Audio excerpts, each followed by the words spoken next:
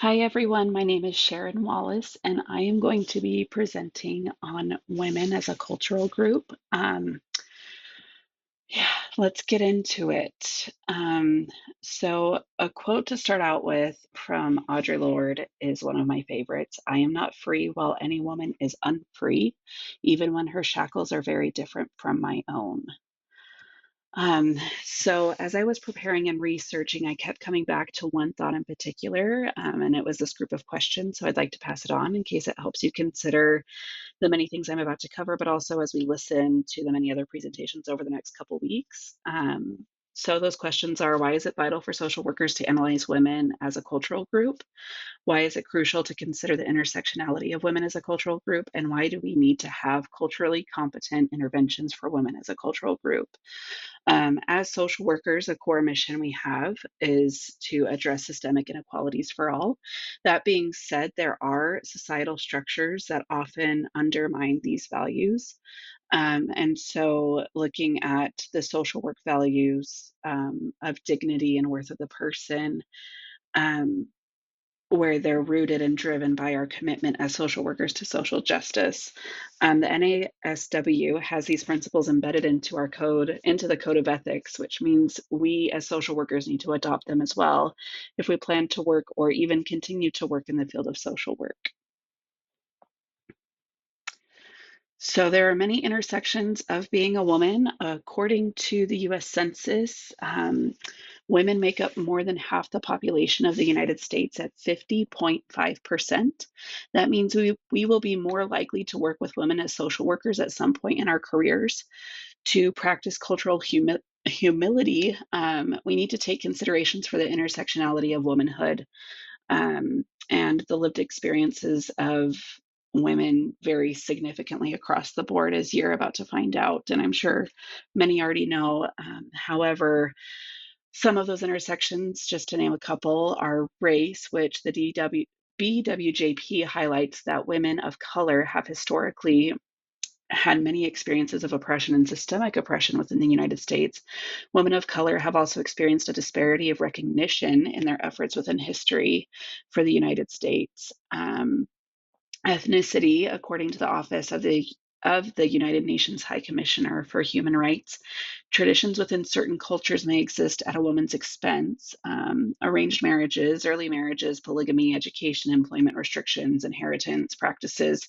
Those are just to name a few things to consider, both historical perspectives as well as practices still occurring today worldwide. Gender identity, specifically transgender women. I know that there are so many other areas that we can focus on the intersectionality of gender identity. However, I wanted to specifically bring up transgender women. Also, from the Office of the United Nations High Commissioner for Human Rights, violence, discrimination, misgendering, and misogyny are just a few of the issues women in this particular group face. And there are other intersections like historical context, poverty, childless by choice, childless not by choice, single by choice. So, as you see, there are many different categories that um, women kind of intersect with each other on. So, as social workers and working to engage with diverse cultural groups, it is crucial that we set aside our personally held beliefs and recognize the multifaceted intersections that influence women's lives.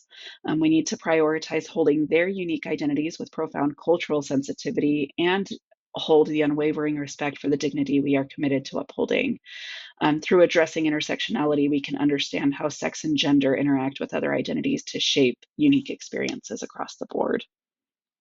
Um, so, in going forward, a lot of what I'm talking about is going to be specific to the United States, just because I wanted to make the focus for those of us who are planning on working here in the States.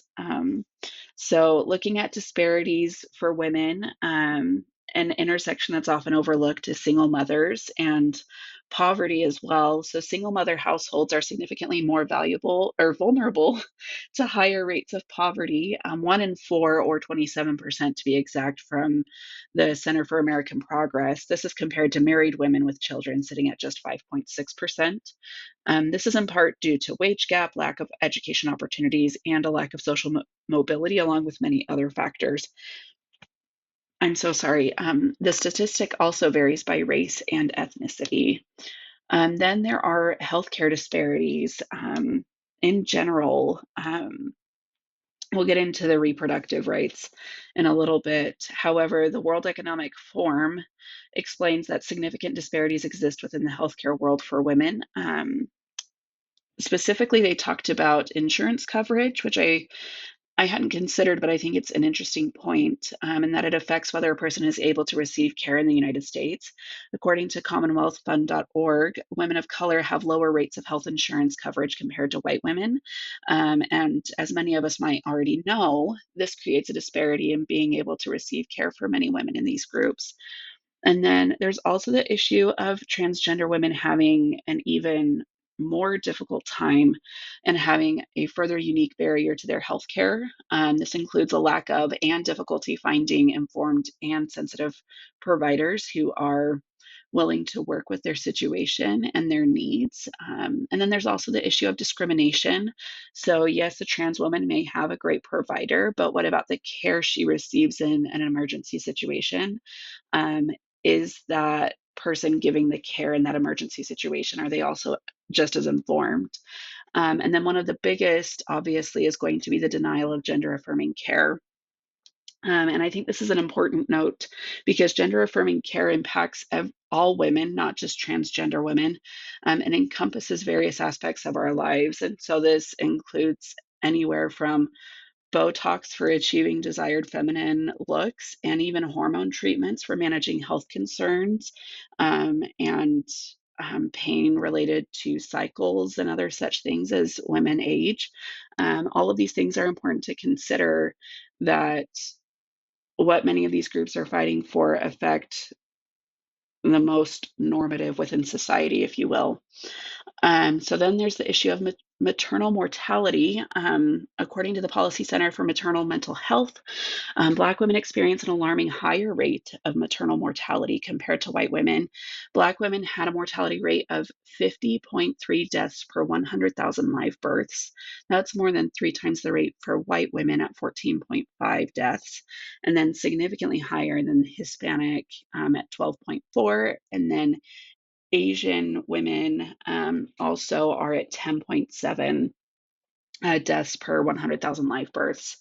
So this is unfortunately the outcome of many factors like access to care, lack of research done on maternal medicine for Black women, as well as being believed by doctors and medical staff for their pain, and then the treatment options offered are also not as well thought out for Black women. And so all of these contribute to this disparity.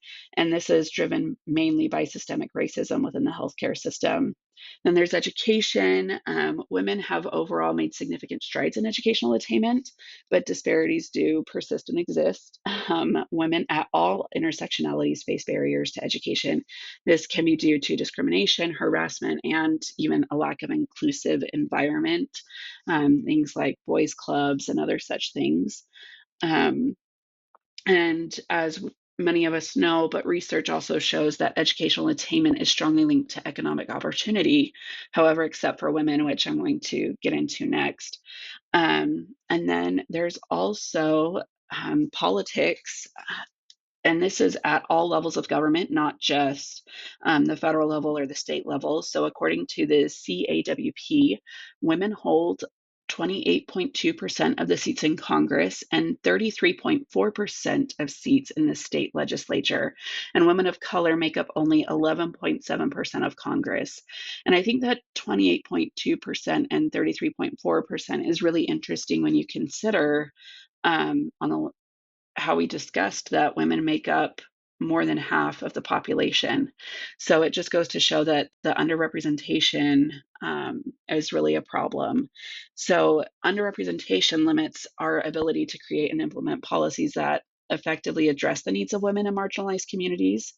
Um, so some progress has been made, but women of color and transgender women as well face significant underrepresentation compared to the proportion of the population. Um, and the barriers to political participation and representation by women of color and transgender women are often targeted by discriminatory legislation, economic instability, and even education. So it is also well known that higher political engagement at all levels is a better representation of the needs of the people the government serves. And so there's also an issue of the types of policies that are created and implemented when women are underrepresented within the government. Their perspective may not be considered as these laws are being drafted and passed. All right, so moving along. Um, Reproductive health care is another disparity. Wanted to kind of dedicate some time to this one, but access to comprehensive reproductive health care services is a barrier to women, especially now in a post-Roe country. As recently as just a few weeks ago in Georgia, actually, we saw a woman arrested for a miscarriage when 911 responded to her unconscious and bleeding out due to a miscarriage. This article can be found on NBCnews.com. Sorry, not .org. Um, so the charges have been dropped after public outcry, but she was arrested in part due to Georgia's strict 6-week law. Now, the article notes that 10 to 20% of pregnancies end in miscarriage, which shows that the stringent laws like Georgia's 6-week law create further control and harm to women, particularly, especially when you consider something like miscarriages that happen, unfortunately, naturally for any amount of reasons.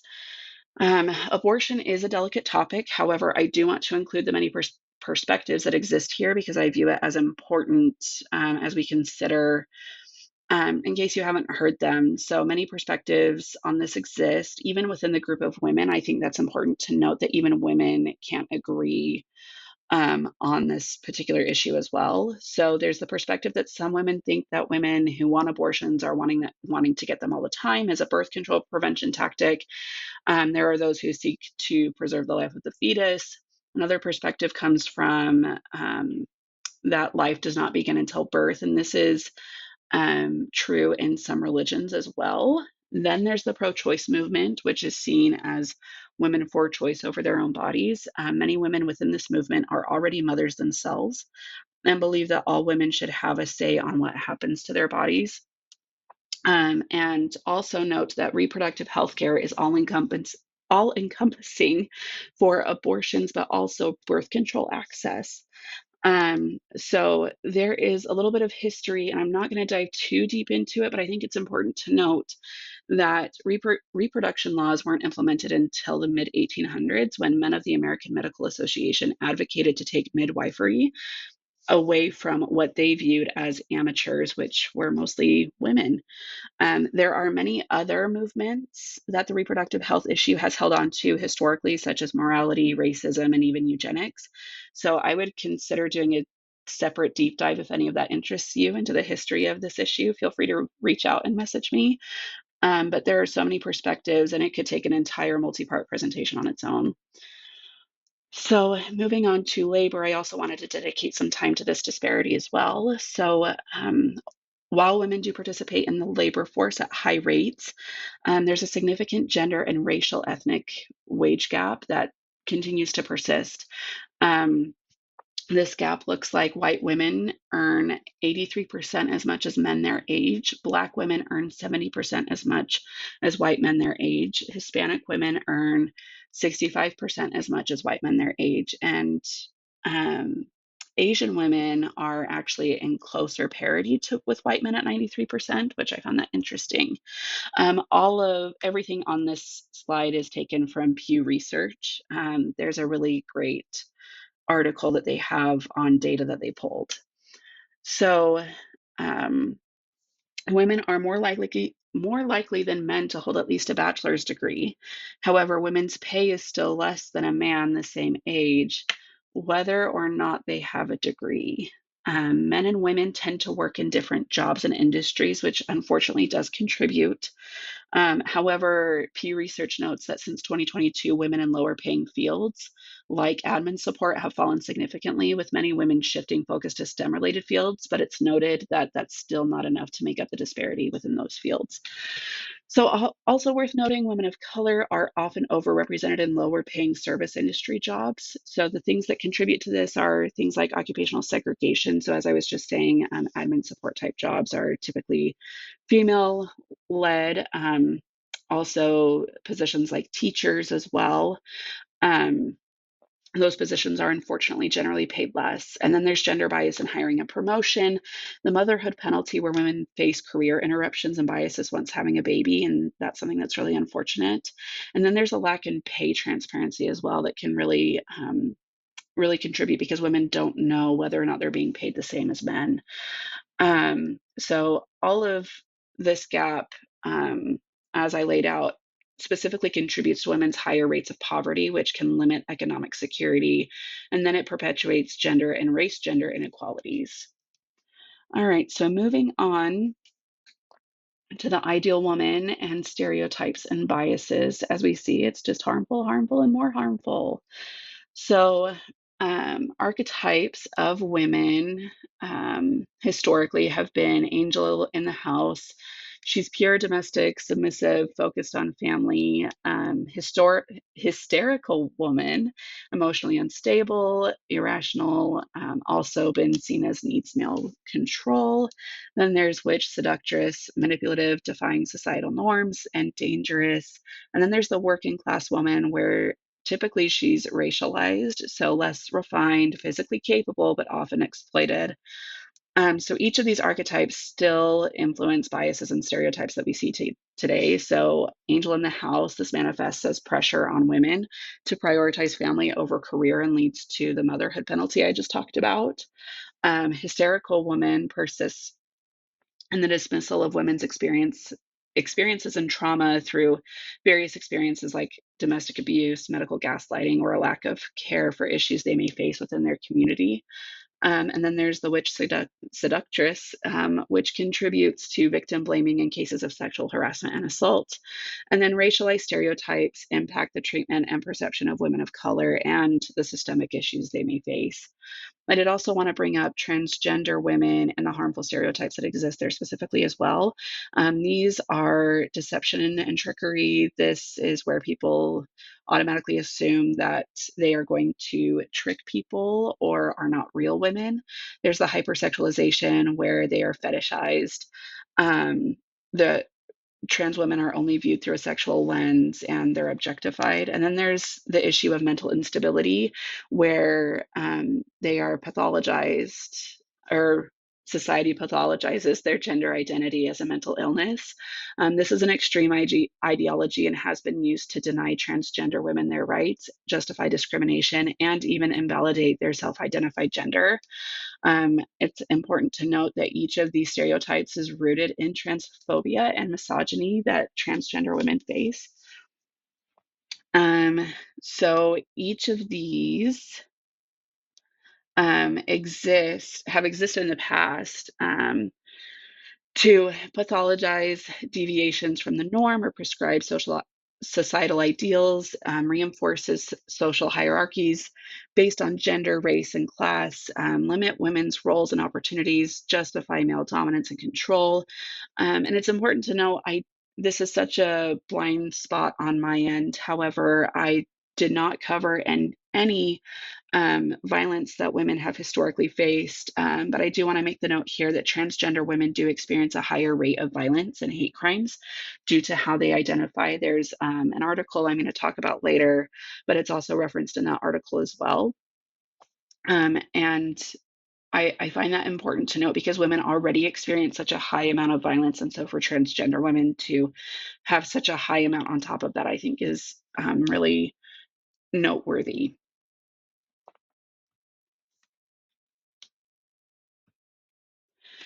Okay, so women in the patriarchy, and I also talk a little bit about how the patriarchy harms men here, but patriarchy is a social system where men hold primary power and predominate in roles of moral authority, political leadership, and privilege.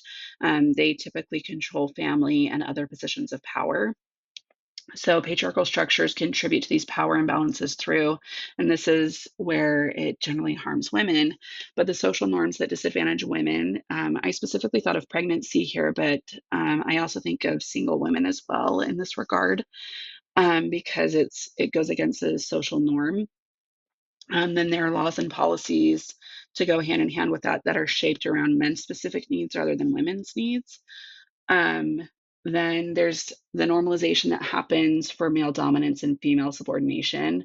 Kind of something that I enjoy doing anytime I find myself getting back into gender mindsets is thinking about, when I think of the word doctor, do I picture a male or a female? When I think of CEO, do I think of a male or a female? And I think checking ourselves in that way is a really great exercise to practice a smidge of cultural humility in this way.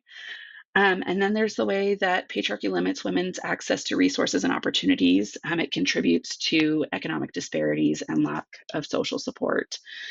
So, the ways that patriarchal structures harm men as a group: the pressure to be a provider protector can be an extreme burden, which can contribute to mental health issues like burnout. The internalized fear of femininity and homophobia. Patriarchy doesn't attribute value to anything that is considered feminine, and so this can lead men to be scared of expressing these traits to maintain the masculine image. Um, Patriarchy structures perpetuate violence with the emphasis on dominance and aggression. This can contribute to violence against women and even other men.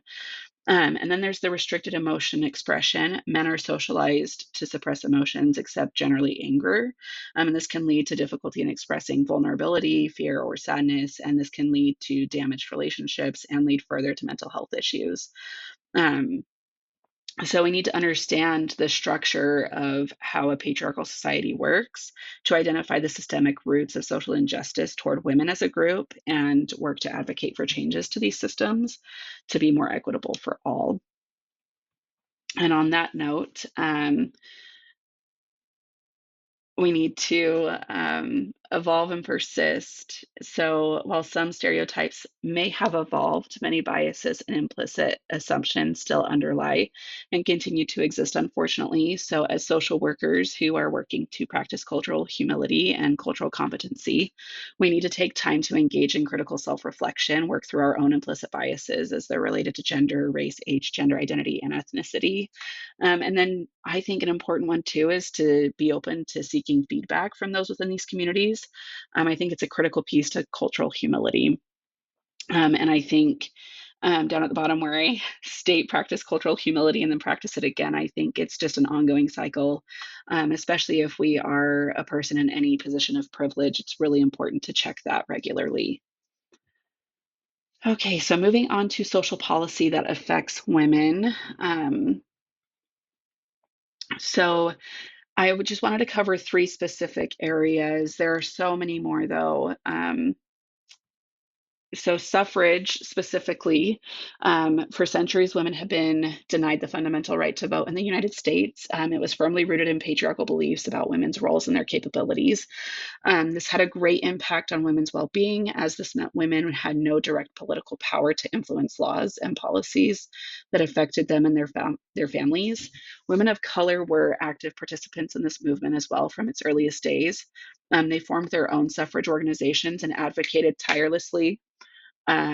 These women often faced racism within the predominantly white suffrage movement. Um, and then there's the acknowledgement from social reformers that political participation for all is crucial for more equitable representation in government, as I touched on earlier. And so they acknowledged that women having the right to vote was essential for advancing social justice in this way. Um, all right. And then there is family leave.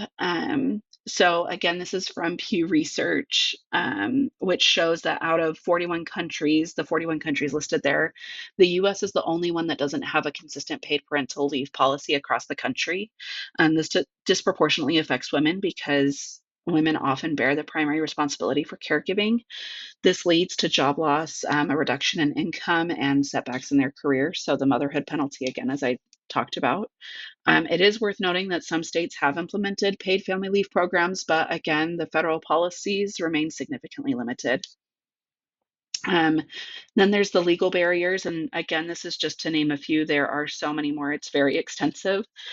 Um, but many laws have discriminated against women historically, but specifically laws like coverture laws, which is a longstanding law that held the idea that no female had a legal identity.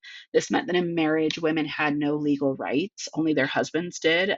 So marital rape was seen as perfectly legal. That was until 1993. There are many other problematic parts to this law where parts have been diminished over time, but it's unfortunately not truly gone. Then there's things like property rights. Women faced restrictions to own or control property, which limited their economic power. And I think it's important to note that it's not just purchasing in this situation, it was even inheriting property from a family who had passed away. And then there's the issue of employment laws, which limited women's access to certain professions and equal pay. And these are just a few examples of the laws that created a systemic barrier to limit women's autonomy, economic, and social standing, which has contributed to a deep social injustice within our society and country. Okay, so now moving on to values, norms, and common themes. So, something that I kind of tried to find was a common theme across all groups of women and all of the intersectionalities that I've discussed. Um, and there is no single set of values and norms shared by all women across the board. However, there are similarities that exist within each of the intersections. And it's also important to note that there's crossover between certain groups. So, this is crucial when we consider cultural humility and cultural competency, because we need to look at the values within the context and never assume the societal norms. So, as I discussed earlier, these are just some of the intersecting identities I'll talk about. Um, However, each carry their own values and norms, but there isn't just one for women across the board. As I mentioned, with race and ethnicity, that looks like cultural traditions, beliefs, and historical experiences. With socioeconomic status, that's the realities of someone's economic situation. It's going to influence their perspective and priorities. Um, and I think not only for those who are super wealthy, but I also think of those who live in poverty. And the scarcity mindset as well was something that I specifically looked into. And I think it's really important to consider that just as there are different priorities for those who are super wealthy, there's also different priorities for those who live in poverty. Then there's sexual orientation and gender identity. Both of these hold diverse experiences where the community norms are going to impact their values. Specifically thinking of transgender women as well, their values and norms will be shaped by their journey and the community they exist within. Um, and then one I didn't put on here, but geographic location can also contribute. So I thought specifically of the culture in Utah. Here in Utah, it may not exist somewhere like, Hawaii or Georgia, for example. There may be some crossover, but it certainly isn't going to be exactly the same. Um, so, society, a common theme, sorry, a common theme is that society has expectations of women as caregivers. Women have been pushed to these roles within their families, within communities, and even through their employment opportunities. So it's important to note that many women, whether or not they have children of their own, are kind of forced into the caregiving situation or caregiving role, if you will. Um, and then there's also one thing I did find, though, that was through many groups is that interpersonal connection is often a shared value among women, and that the dynamics of these relationships differ widely based on individual choices, cultural norms, and lived experiences. All right, and then resilience, I think, is a common theme that we can look at because I think it transcends um, all of the various intersections because women have demonstrated a significant strength through all of the historical and ongoing oppression and marginalization they have experienced, and even within all of the different groups I've mentioned. So, that article that I mentioned earlier about transgender women and violence, Puckett and then Woods and Giscombe both analyzed the idea that women within specific ethnic communities and transgender women as well have unique forms of resilience, which has developed through their experiences. And this has helped them to become strong advocates and activists, as well as help them develop strong social supports within their communities. Um, and historically, women have demonstrated the ability to withstand and even bounce back, if you will, from individual discrimination and gender based trauma. Then there's also a collective piece as well, where women have come together as a group to support one another, to build community, and collectively resist oppression. This collective strength is definitely a powerful resource for many women. Many women both need and thrive on the power found in connection. Strong social connections with family, friends, and their communities can all act as protective factors against stress and adversity. And then support networks offer more than just emotional support, but they also offer practical assistance and a sense of belonging. And just like with resiliency, women have also shown a great ability to adapt and navigate social, economic, and political landscapes. As we've seen, even just within the last 10 years, I think a lot of those things have changed for women through all of the things that we have faced, whether it's been through the political landscape or something like COVID, where a brunt of the emotional labor fell on women and the unseen labor fell on women during that time, as well as any economic hardship and finding a way to make things work.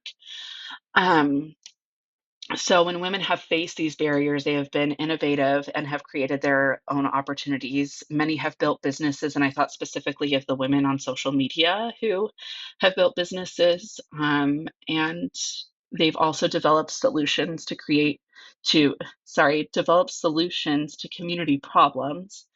And then I also wanted to note that women have been front and center for many social justice movements, not just advocating for their own rights, but for the rights of future generations and many other groups. So movements like abolition, anti-war, and civil rights. This collective action has been a powerful tool to create social change.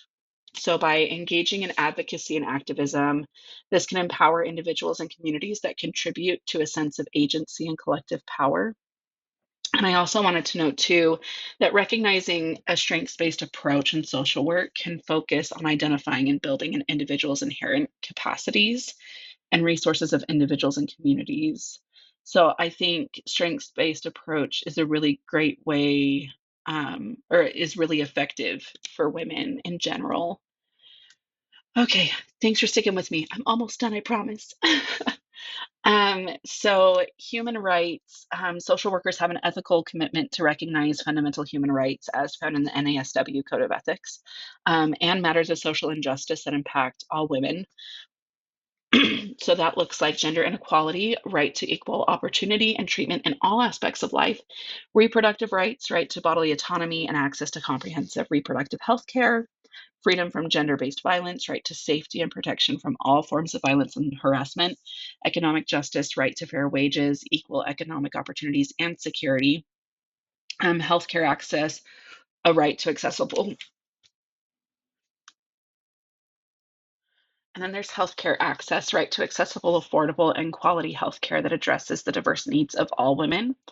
And then LGBTQ plus rights, the right to equality, dignity, and freedom from discrimination based on sexual orientation and gender identity. Um, as I mentioned, the NASW Code of Ethics lays out the charge for us to work towards systemic changes, and that we need to examine and emphasize the intersectional nature of these issues. So I think all of these emphasize that culturally competent and anti oppressive practice is essential to address these systemic injustices effectively.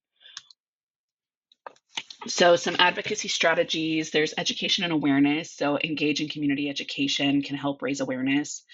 It will shed light on the the diverse experiences and challenges faced by all women and can work to counter misinformation while disseminating accurate information.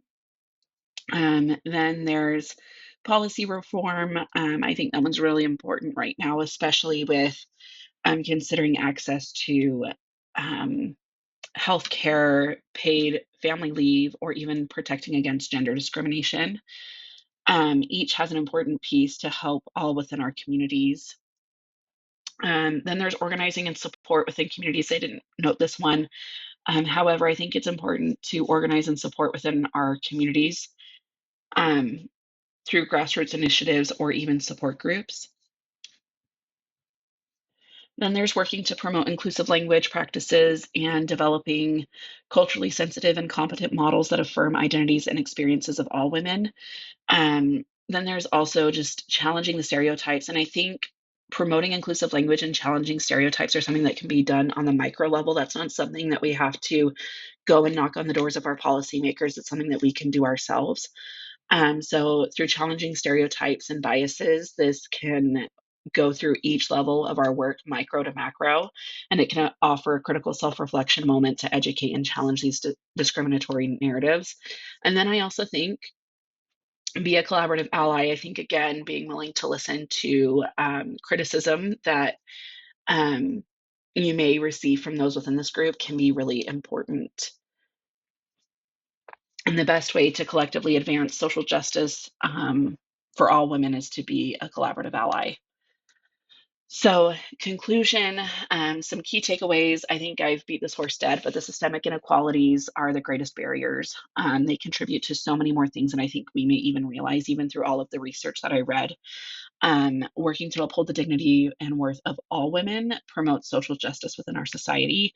And then there's a need for continuous intervention from social workers. In order to create a more equitable society, we need to be willing to approach this topic with cultural humility, but we also need to continue to work at it both at the micro and the meso levels so that it can trickle into the macro level.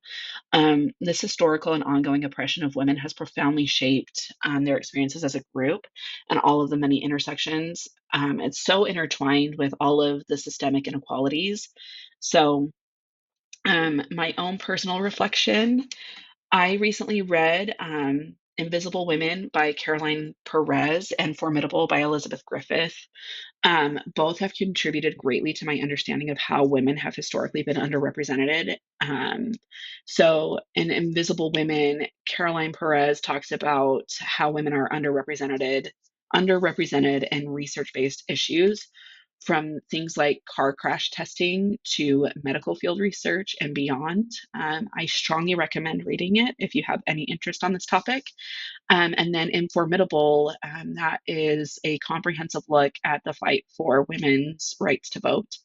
Um, so it's just a really great look at all of the various issues that women faced through that time and in passing that policy. And she also touches on how the intersections come into play as well. And Invisible Women also focuses on that as well through the disparities that women of color face in all of these research areas. So, not only has studying on this topic reinforced my commitment to client empowerment and a strengths based type approach, but it has also challenged any assumptions or stereotypes that I may have still carried. I don't know of any that I can name off the top of my head, but it just reaffirmed my commitment. And then I also just want to say collectively that all women have just gone through it, and as a group, while each one has gone through something different, we have there are so many stories of resiliency and seeing the ways that women still show up and have still gotten the work done that needs to be done. And many of whom have raised kids, many have gone on to lead amazing careers that have had groundbreaking results that have affected us all. So I think, this isn't a comprehensive look, but I do hope that you learned something. So to close this really long lecture, thank you so much if you're still listening.